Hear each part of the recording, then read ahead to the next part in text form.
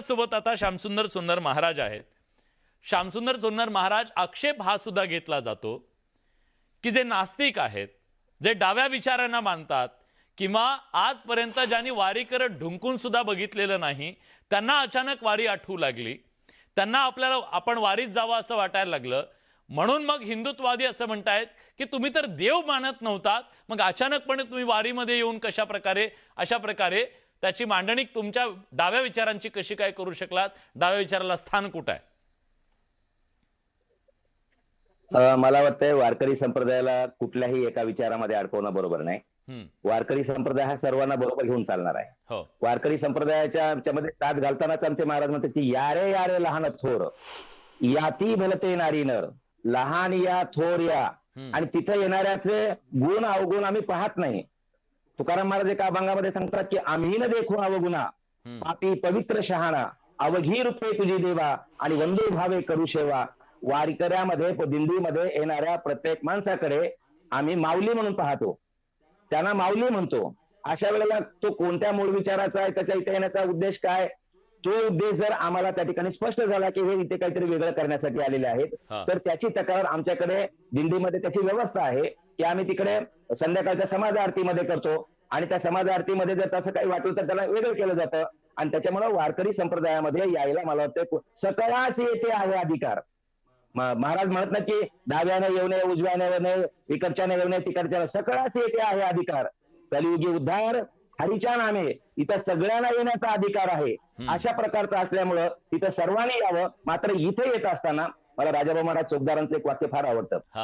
त्यांनी एका ठिकाणी काही लोकांनी त्यांना विचारलं की अहो आम्हाला पण वारीमध्ये सामील होऊ द्या ना, आम्ही पण माऊलीची लेकर आहेत।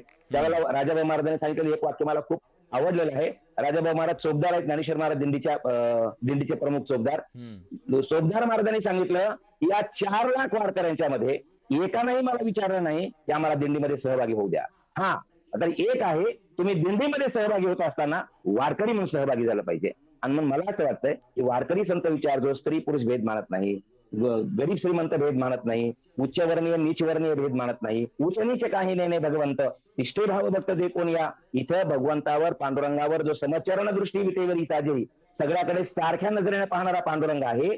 त्या पांडुरंगाकडे येण्यासाठी मला वाटतं कुणालाही बंधन नसावं, आणि तसं बंधन घालणारे कुणी असतील तर ते खरे वारकरी विचाराशी मला वाटतं सुसंगत नाहीत, असं माझं प्रामाणिक। महाराज तुम्ही अतिशय प्रामाणिक मत मांडलं, आणि मला याच मुद्द्याच्या अनुषंगाने श्यामसुंदर महाराज सोन्नरांकडून एक शेवटची प्रतिक्रिया। वेळ संपलाय, माझा वेळ संपलाय।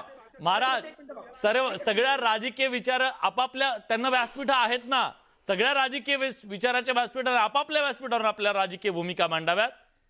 वारकरी संप्रदायाच्या गादीवरून कशासाठी, आणि ते टाळायचं असेल तर काय करायला हवं? अगदी थोडक्यात शेवटची कमेंट। नाही, मला वाटतं की राजकीय भूमिकेसाठी मी ज्या वेळेला राजकीय आघाड्या आल्या त्याच वेळेला म्हणलो होतो की राजकीय आघाड्या निर्माण होणं हे वारकरी संप्रदायासाठी अत्यंत वाईट गोष्ट झालेली आहे। कारण वारकरी संप्रदाय कुठल्याही राजकीय भूमिका घेऊन चालत नाही। वारकरी संप्रदायाचे एकच प्रेम सुख देई, प्रेम सुख देई, प्रेमाविना नाही समाधान।